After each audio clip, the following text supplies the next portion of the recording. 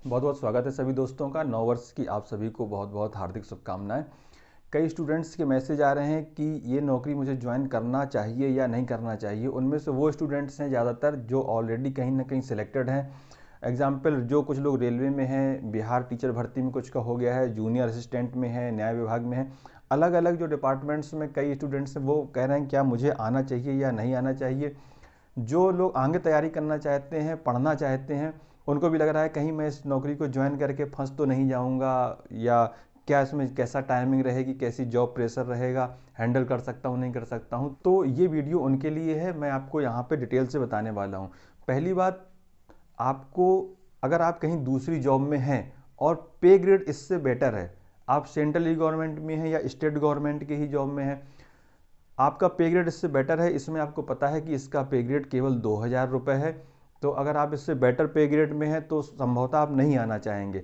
दूसरी चीज़, फिर आपकी प्राथमिकता तय करती है कि आप घर के नज़दीक रहना चाहते हैं। मान के चलिए आप किसी सेंट्रल गवर्नमेंट की जॉब में हैं और उसमें 2400 ग्रेड पे है, लेकिन आप मुंबई में हैं, बाहर हैं, और आप चाहते हैं कि आप थोड़ा सा कम में कंप्रोमाइज़ कर लेंगे, कम वेतन में, और आप अपने घर के आसपास रहना चाहते हैं, यूपी में ही आना चाहते हैं, तो आप अपनी प्रायोरिटी तय करके आ सकते हैं। अब बात यह है कि अगर आप बराबर पे ग्रेड की नौकरी कोई दूसरी कर रहे हैं, फिर आप चाहते हैं कि आप ज्वाइन करें या ना करें, क्योंकि जब भी आप किसी नौकरी में होते हैं तो उस नौकरी में आप प्रेशर, टेंशन सब महसूस करते हैं, तब आपको लगता है कि ये नौकरी ख़राब है, मुझे कोई दूसरी नौकरी ज्वाइन कर लेना चाहिए।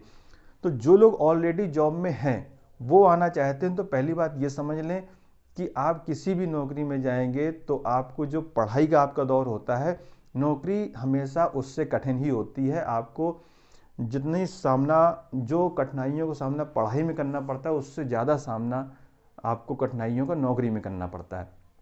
जहाँ पर भी हैं आप, हो सकता है वर्क प्रेशर, वर्कलोड वहाँ ज़्यादा हो, आपको लग रहा हो कि यहाँ पे लेखपाल में हो सकता कम हो, तो ऐसा बिल्कुल नहीं है। लगभग लगभग सब नौकरियों में काम बराबर ही होता है और ज़्यादा करना होता है।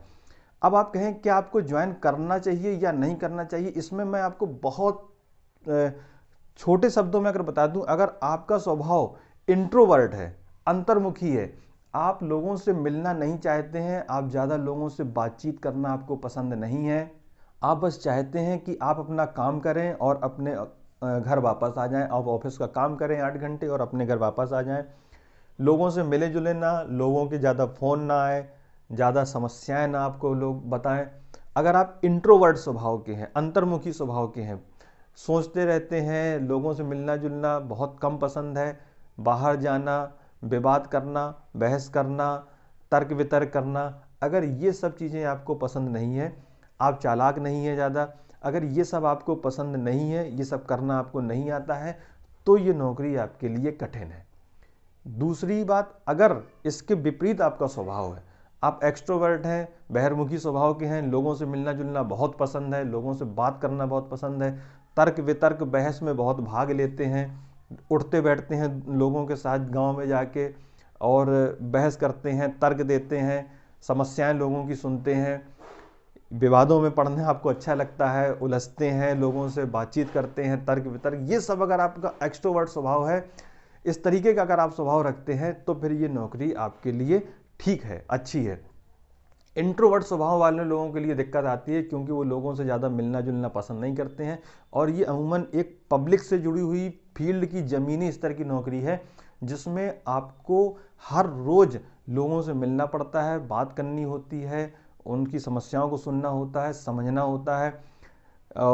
जब दो पक्ष आपके सामने आते हैं, अपनी अपनी बात रखते हैं, उसमें विवाद होती है, बहस होता है, तो फिर आपको सुनना पड़ती हैं कई बातें, कई बार अच्छा भी सुनने को मिलता है, कई बार आपको बुरा भी सुनने को मिलता है। तो ये इस तरीके की जॉब है। तो अगर आप बहुत शांत स्वभाव के हैं तो ये नौकरी में आपको कठिनाई ज़रूर महसूस होगी करने में। अब बात आती है, क्या आप इस नौकरी में पढ़ पाएंगे, आगे आप तैयारी करना चाहते हैं, सिविल की तैयारी करना चाहते हैं या किसी दूसरी नौकरी में जाना चाहते हैं। तो मैं ये कहूँगा, इस नौकरी में जो काम है, इससे पहले ही मैंने आपको वीडियो बनाए हैं, आप उन वीडियो को भी जाके देख सकते हैं।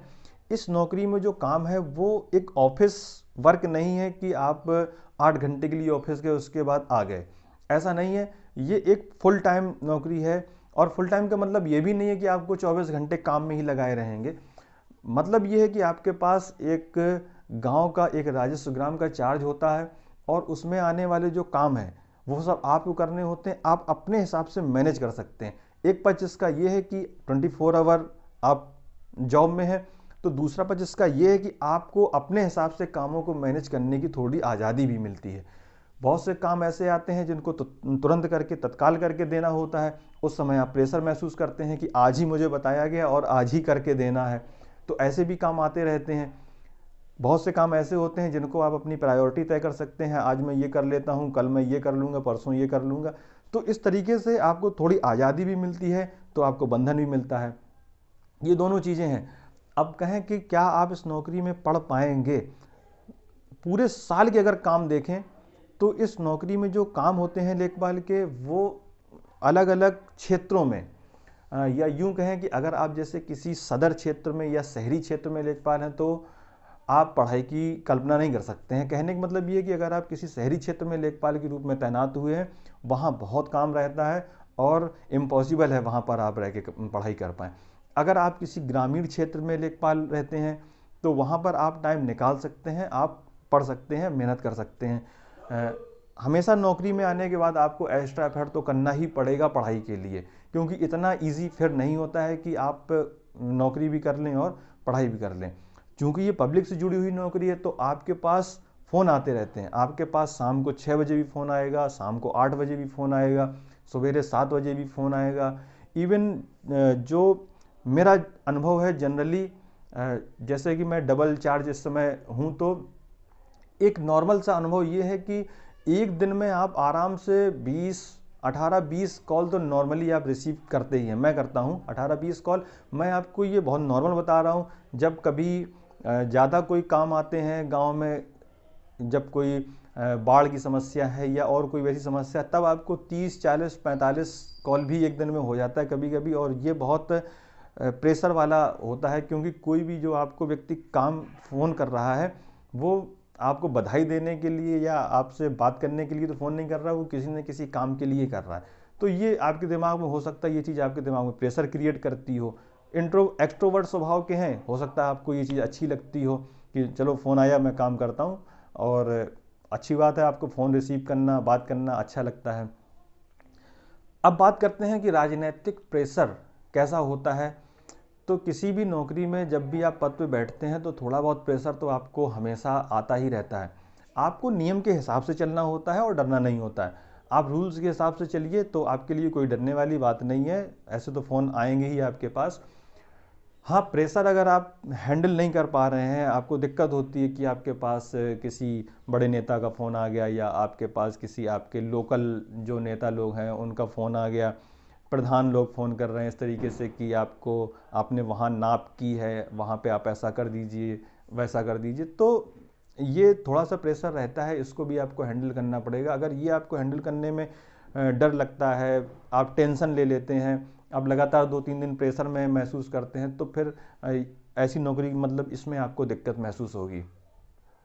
और जो लोग अभी कहीं जॉब में नहीं है, डेफिनेटली वो लोग तो ज्वाइन करेंगे ही। और अगर उनको ऐसा लग रहा है कि मैं ज्वाइन ना करूं, मैं आगे सिविल की तैयारी कर लूं, हो सकता है मैं जाके फंस ना जाऊं, तो आप आइए ज्वाइन करिए। आप आराम से, अगर आपको नहीं सही लगती है तो इसमें कोई पेनल्टी नहीं है कि अगर आपने 1 महीने 2 महीने के अंदर जॉब छोड़ दी तो आपको कोई पेनल्टी देनी पड़ेगी। ऐसा नहीं है, आप आराम से जॉब करिए और कोई प्रॉब्लम नहीं आएगी।